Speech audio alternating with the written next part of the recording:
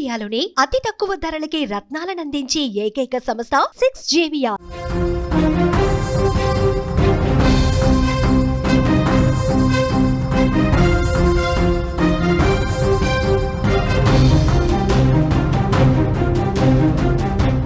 తన కూతురి మరణానికి తండ్రి చేతబడే కారణమని నమ్మిన ఓ కొడుకు అత్యంత క్రూరంగా ప్రణాళిక వేసి కన్న తండ్రినే హతమార్చాడు. కేవలం ఒక మాంత్రికుడి మాటలు నమ్మి తన తండ్రిని కర్రతో కొట్టి చంపడమే కాకుండా ఆపై మృతదేహాన్ని ముక్కలు చేసి పారేశాడు. ఈ అమానుషమైన ఘటన కల్వకుర్తిలో జరిగింది. కల్వకుర్తి పట్టణంలోని వాసవినగర్ కాలనీలో నివసించే బాలయ్యకు 3 కుమారులు. అందులో ఒక కుమారుడు గతంలో మరణించాడు. మిగిలిన ఇద్దరిలో చిన్న కుమారుడు బీరయ్యకు కూతురుంది. 3 నెలల క్రితం ఆ బాలిక ఆత్మహత్య చేసుకుని చనిపోయింది. ఈ ఘటన బీరయ్యను తీవ్రంగా కలిచివేస్తుంది. కూతురి చావుకు కారణాలు అన్వేషిస్తూ అతను మాంత్రికుడిని ఆశ్రయించాడు. అయితే ఆ మాంత్రికుడు చెప్పిన మాటలు బీరయ్యలో ఒక అనుమానాన్ని, పగను పెంచాయి.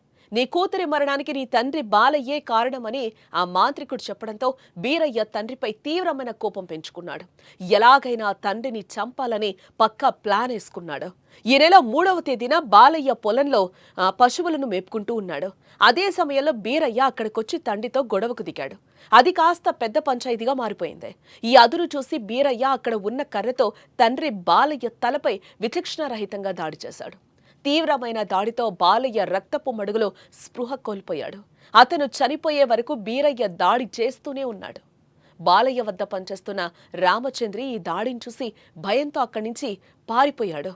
హత్య తర్వాత బీరయ్య తన మేనల్లుడు అంజికి ఫోన్ చేసి విషయమంతా చెప్పాడు. ఇద్దరు కలిసి బాలయ్య మృతదేహాన్ని అంజి కారు డిక్కీలో వేసుకుని వెళ్లారు. దారిలో మృతదేహం నుంచి తలను చిన్న రంపంతో వేరు చేసేశారు. మొండెన్ను వంగూర్ మండలం డిండిచింతలపల్లి కాల్వలో తలను డిఎల్ఐ కెనాల్లో పడేశారు. తన తండ్రి కనిపించలేదు. ఇంకొక కొడుకు మల్లయ్య పోలీసులను ఆశ్రయించాడు.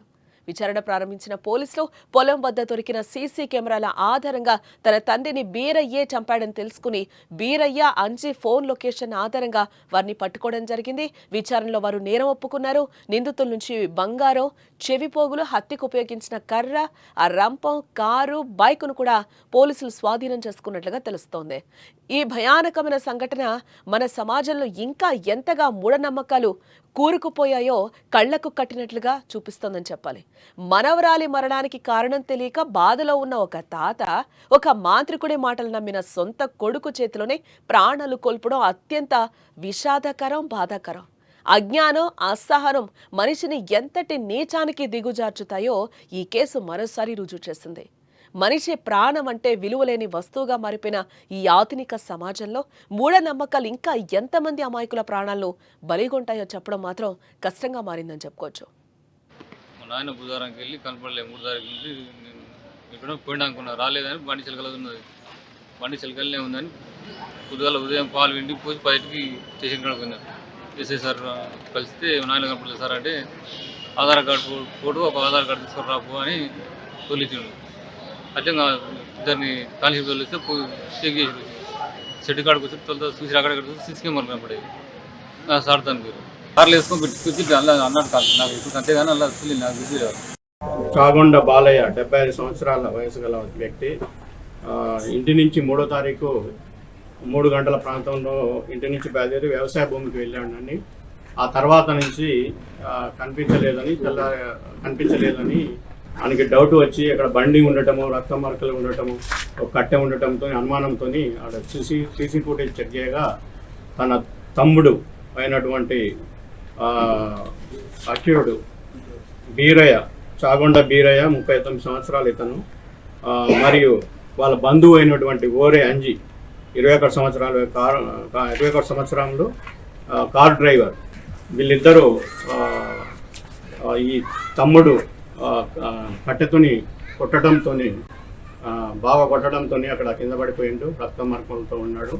డిఎల్ఐ కాలువ దగ్గర యాక్సా బ్లేడుతో తలని మొండాన్ని వేరు చేసి ఆ డిఎల్ఐ కాలువలో తలని వేయటం అనేది జరిగింది. ఆ తర్వాత అదే కారులో తీసుకుని వెళ్ళి డిండిచింతపల్లి దగ్గర బ్రిడ్జ్ పై నుంచి బాడీని తోసి నీళ్ళల్లో వేయటం అనేది జరిగిన తర్వాత ఇద్దరు కలిసి పరారయ్యి ప్లాన్ ప్రకారంగానే అతని తండ్రిని చంపటము, ఇతని కారు అవైలబిలిటీ ఉండమని చెప్పడం, ఏటుకు ఇద్దరు కలిసి తీసుకొని చంపి తీసుకొని పోవడం అనేది జరిగింది. దీనిలో వేరు చేసేటప్పుడు తలకు బంగారు రింగులు ఉంటాయి కదా, చెవుల రింగులని కూడా ఆ చెవు కోసి తీసుకోవడం అనేది జరిగింది. ఆ చెవు పోగులు ఇంట్లో దాచిపెట్టడం అనేది జరిగింది.